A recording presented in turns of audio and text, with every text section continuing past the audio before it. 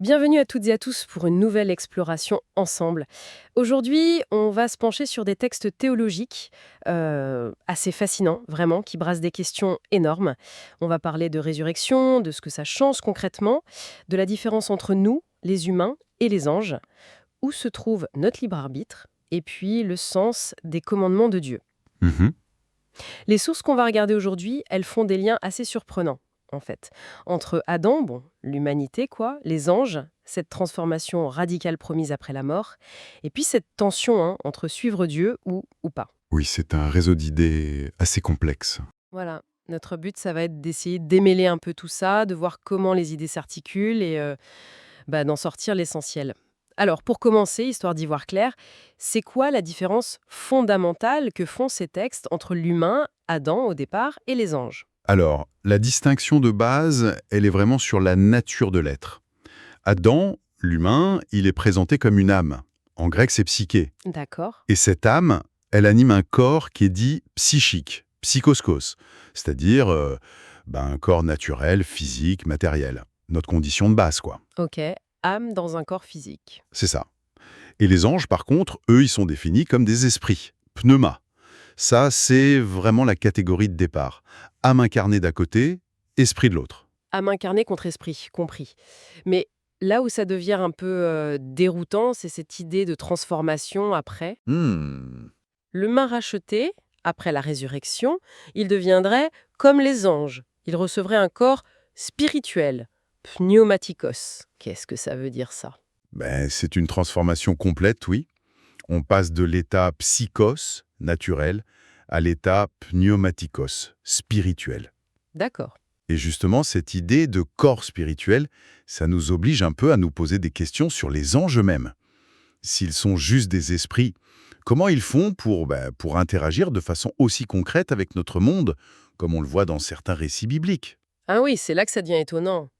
On a ces histoires où les anges mangent, comme chez Abraham ou l'eau. Exactement. Difficile d'imaginer un pur esprit faire ça, non? Oui, oui. Et c'est pas tout. On lit aussi qu'ils peuvent être attrapés physiquement ou qu'ils prennent quelqu'un par la main pour le guider. Pense aux anges qui sortent Lot de Sodome, par exemple. Hmm. Et parfois même, ils apparaissent tellement comme des hommes normaux qu'on peut les prendre pour des voyageurs et leur offrir l'hospitalité, sans même savoir que ce sont des anges. Oui, ça me fait penser à Jésus après sa résurrection. Ah voilà, D'un côté, il passe à travers les portes, donc il est plus tout à fait physique comme avant, mais de l'autre, il mange du poisson avec les disciples, il insiste pour dire qu'il n'est pas un esprit. Il y a un lien là. c'est une analogie que les textes semblent vraiment suggérer, oui. L'idée qu'ils dessinent, c'est que les anges, même s'ils sont fondamentalement esprits, pneuma, pourraient quand même avoir une sorte de corps spirituel, soma pneumatikon, D'accord. un corps qui leur permettrait ces interactions tangibles, différent d'une autre, certes, pas soumis à la corruption, mais réel. Et le corps qu'on aurait à la résurrection serait du même genre, en quelque sorte. D'ailleurs, Paul parle bien de corps céleste et de corps terrestre, chacun avec sa propre nature. Intéressant. Et cette différence âme-esprit, ça joue aussi sur le libre arbitre, j'imagine. Où est-ce que ça se situe, la capacité de choisir pour l'humain et pour l'ange? Alors, pour l'être humain, le centre de décision, là où réside le libre arbitre, c'est dans l'âme, la psyché. C'est l'âme qui choisit, obéir ou pas au commandement. Mhm. Et c'est l'âme, avec son corps évidemment, qui est responsable et qui passe en jugement. Il y a un verset qui dit de craindre celui qui peut détruire l'âme et le corps. Donc logiquement, pour les anges, qui sont esprit, pneuma, Leur libre arbitre, il serait dans leur esprit. C'est l'esprit de l'ange qui choisit de suivre Dieu ou de se rebeller. d'accord. Et les conséquences de ce choix, elles sont similaires pour les deux. On parle de jugement final. Oui, là-dessus, les textes sont assez clairs. Les âmes humaines qui restent dans la désobéissance avec leur corps pour le jugement, et les esprits des anges déchus, ils partagent la même destination finale, symbolisée par l'étang de feu. Hmm. Mais c'est justement là que la source pointe une difficulté théologique assez notable. Ah, laquelle? Je sens venir un truc compliqué.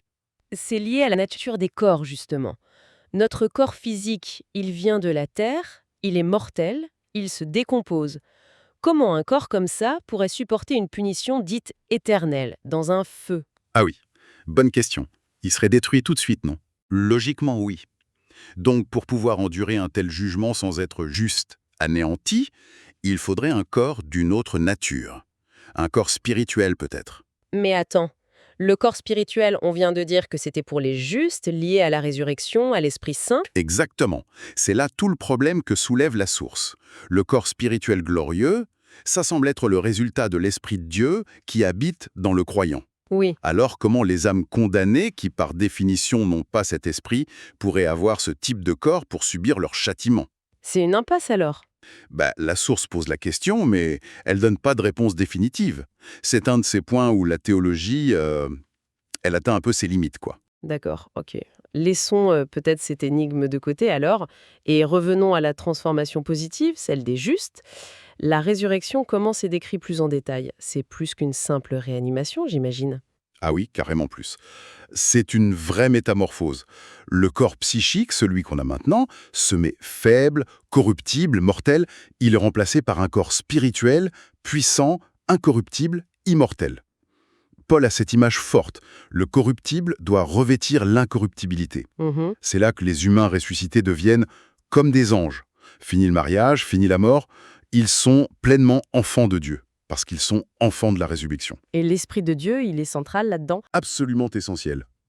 Un passage le dit très clairement, si l'esprit de celui qui a ressuscité Jésus habite en nous, alors il donnera aussi la vie à nos corps mortels par ce même esprit. C'est l'esprit qui fait le travail de transformation. Et ce nouveau corps spirituel, à part les mortalités, ça change quoi d'autre pour la personne? Les textes mettent en avant deux choses principales. D'abord, on échappe à la malédiction liée à la chute d'Adam, le travail pénible de la terre, tout ça. D'accord. Et ensuite, et ça c'est peut-être le plus révolutionnaire, on est libéré des désirs de la chair. Cette tendance conflictuelle qu'on a tous en nous là, dans notre corps mortel, qui lutte contre l'esprit et qui nous pousse au péché. Ah oui, la fameuse lutte intérieure. Si ces désirs de la chair disparaissent, qu'est-ce que ça veut dire pour le libre arbitre une fois qu'on est glorifié? Ton corps mortel et cette lutte constante, il peut déjà trouver sa joie dans la loi de Dieu, intérieurement, Oui, tout en se sentant comme prisonnier d'une autre loi, celle du péché dans ses membres. C'est le fameux cri de Paul. « Malheureux homme que je suis, qui me délivrera de ce corps de mort ?» C'est exactement ça. Et la conclusion que tire la source, elle est audacieuse. Elle dit « Si, malgré cette lutte, l'âme humaine pouvait déjà vouloir le bien et aimer la loi de Dieu, alors une fois qu'elle aura le corps spirituel libéré de ce conflit interne, Oui, son libre arbitre ne sera pas supprimé, mais il atteindra une sorte de perfection, d'achèvement. Le texte va même jusqu'à dire qu'avec ce corps-là, l'humanité sauvée, Adam, transformé, ne péchera plus du tout. ah, carrément. Oui, sa volonté serait en harmonie parfaite et constante avec celle de Dieu. Pas par force, mais naturellement, par choix accompli. Une volonté parfaitement alignée. Oui. Ok. Changeons un peu de sujet, parlons des commandements divins. Souvent, on les voit comme des règles, des contraintes. Mais les sources ici, elles les présentent autrement, non? Tout à fait. Loin d'être juste une liste d'interdits, ils sont vus comme une expression de l'amour de Dieu, pour sa création et entre les créatures. Mhm. Paul le résume bien, l'amour c'est l'accomplissement de la loi. Les grands commandements, aimer Dieu, aimer son prochain, sont vus comme la structure qui permet la vie, l'ordre, le bonheur, et aussi la protection des faibles contre l'injustice. Et il y a un point qui semble vraiment clé pour que tout ça tienne debout, c'est l'idée que ces commandements, ils ne sont pas impossibles à suivre. C'est fondamental, oui. Un texte le dit noir sur blanc. Ces commandements ne sont pas pénibles. Si on ne croit pas ça, toute l'idée d'une justice divine basée sur l'obéissance, ça s'écroule. Mais cette idée, elle est contestée. Les sources parlent d'une opposition, de Satan. C'est quoi sa thèse à lui? La position qu'on prête à Satan, surtout dans le livre de Job, c'est l'inverse. Lui, il dit « Les commandements, c'est impossible à tenir pour les créatures. » Ou alors, s'ils obéissent, c'est juste par intérêt. Ah oui, l'exemple de Job. C'est ça. Satan dit en gros « Job obéit parce que tu le couvres de bien. Enlève-lui tout et il te maudira. » Donc, selon Satan, l'obéissance humaine, soit elle est intéressée, soit elle est forcée. Mais c'est jamais un acte d'amour libre et désintéressé. Si Satan avait raison, ça remettrait en cause l'image même de Dieu. Complètement. Ça voudrait dire que Dieu est soit injuste, il punit pour un échec inévitable, soit menteur, il dit que ses lois sont faisables alors qu'elles ne le sont pas. Ça attaque directement son amour et sa justice, tels qu'ils sont présentés. La relation créateur-créature ne serait plus basée sur la confiance. Et si on pousse la logique de Satan, qu'ici les commandements étaient vraiment impossibles. Qu'est-ce qu'il faudrait faire? Les supprimer? La source explore cette conséquence logique. Oui, des commandements impossibles n'auraient plus de sens moral, il faudrait les abolir. Mais alors qu'est-ce qui se passerait? Le chaos? Soit le chaos total, oui, la loi de la jungle, chacun pour soi, soit un univers dirigé uniquement par la force brute de Dieu, sans loi morale que les créatures puissent comprendre et accepter. Dieu deviendrait une sorte de tyran. Mais les textes rejettent cette idée. Absolument. Ils disent que c'est une pensée stupide de Satan. L'argument de fond, c'est que la création repose sur la nature aimante et juste de Dieu. Un tel Dieu doit pouvoir donner des lois qui sont à la fois bonnes et réalisables, avec son aide bien sûr. C'est la base d'un ordre moral. Donc, on en revient au choix fondamental. Obéir par amour, c'est la vie. Désobéir, c'est la mort, le désordre. C'est exactement ça. Le salaire du péché, c'est la mort. C'est bien connu. Mais à l'inverse, garder les commandements, par amour pour Dieu et les autres, c'est le chemin vers la victoire sur la mort, via la résurrection et la transformation. Et c'est là que la résurrection des croyants fidèles, les témoins ou martyrs, prend une importance qui dépasse leur propre sort. Ça devient une sorte de preuve cosmique. Tout à fait. Leur transformation finale, le fait qu'ils reçoivent ce corps spirituel incorruptible, s'est présenté comme la démonstration ultime, visible par tous, y compris les anges. La preuve que, oui, les commandements de Dieu sont réalisables par ses créatures, quand elles s'appuient sur son aide. C'est la réponse vivante aux accusations de Satan en quelque sorte. Précisément. Ça montre que Satan avait tort de dire que Dieu demande l'impossible. Et même plus, selon ces textes, ça vient lever les doutes que les paroles de Satan avaient pu semer chez les anges eux-mêmes. Est-ce que Dieu est vraiment juste? Est-il vraiment amour? Il y a un passage qui dit que les anges désirent plonger leur regard dans ce plan de salut. Ils observent. Attends, là ça devient vraiment contre-intuitif pour moi. Tu es en train de dire que la fidélité et la transformation des humains ont un impact direct sur la compréhension et peut-être même sur le choix final des anges. C'est un des points les plus fascinants et spéculatifs de ces sources, oui. La résurrection des témoins humains est vue comme l'événement qui permet au libre arbitre des anges fidèles d'atteindre lui aussi sa perfection. Mais comment ça marcherait ce truc? L'idée, c'est que les anges, même s'ils sont très intelligents, n'avaient peut-être pas une compréhension vécue complète de la profondeur de l'amour et de la justice de Dieu face au mal, à la souffrance. D'accord. En observant l'histoire humaine, la chute, la lutte, mais surtout la rédemption par Christ et la fidélité des croyants grâce à l'Esprit, jusqu'à la résurrection, les anges verraient la preuve ultime de la bonté de Dieu. Et ça changerait quoi pour eux? Ça clarifierait tellement leur propre compréhension qu'ils choisiraient Dieu de manière définitive, irrévocable, pas par ignorance ou par peur, mais par une adhésion totale de leur volonté, en pleine lumière. La possibilité même de péché disparaîtrait pour eux. Les textes font même un lien un peu fou avec l'aide semblable créée pour Adam dans la Genèse. Cette aide, qui est interprétée comme l'Église, la communauté des sauvés, Oui. devient le moyen par lequel la sagesse infiniment variée de Dieu est révélée aux puissances dans les cieux.